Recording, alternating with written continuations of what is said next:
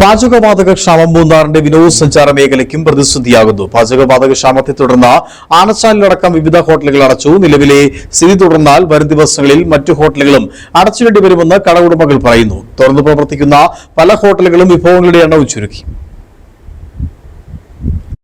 America Iran യുദ്ധത്തെ തുടർന്നുണ്ടായ പാചകവാതക ക്ഷാമം മൂന്നാറിന്റെ വിനോദസഞ്ചാര മേഖലയ്ക്കും പ്രതിസന്ധിയാവുകയാണ്.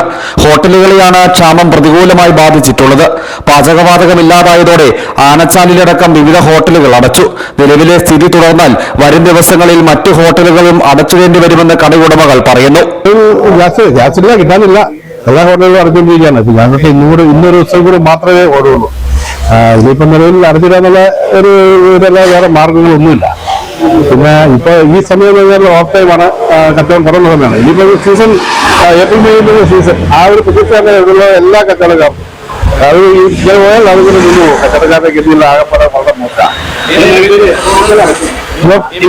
ഈ മേഖലയിൽ ഇപ്പം 4 ഹോട്ടൽ അടച്ചിട്ടുണ്ട്. തുറന്നു പ്രവർത്തിക്കുന്ന പല ഹോട്ടലുകളിലും വിഭവങ്ങളുടെ എണ്ണം ചുരുക്കി. ചില ഹോട്ടലുകളിൽ ഉച്ചയൂണ് മാത്രമാണ് ലഭിക്കുന്നത്. അൽഫാം, ഷവർമ പോലുള്ള വേവ് കൂടിയ വിഭവങ്ങൾ പാടെ നിർത്തി. വിറകിന് വില കൂടിയതിനൊപ്പം ലഭ്യത കുറവുമുണ്ട്. ഹോട്ടലുകൾ അടച്ചാൽ ഉടമകൾക്കൊപ്പം തൊഴിലാളികളുടെയും വരുമാനം നിലയ്ക്കും. ഭക്ഷണ ആവശ്യങ്ങൾക്കായി ഹോട്ടലുകളെ മാത്രം ആശ്രയിക്കുന്നവരും പ്രതിസന്ധിയിലാകും. നിലവിൽ മൂന്നാറിലേക്ക് ഇപ്പോൾ കാര്യമായി സഞ്ചാരികൾ എത്തുന്നില്ല. എന്നാൽ ഏപ്രിൽ മാസം മുതൽ മൂന്നാറിൽ സഞ്ചാരികളുടെ തിരക്ക് ആരംഭിക്കും. ഇപ്പോഴത്തെ സ്ഥിതി തുടർന്നാൽ വിനോദസഞ്ചാര മേഖലയ്ക്ക് അത് വലിയ തിരിച്ചടിയാകും. News bureau, Adimali.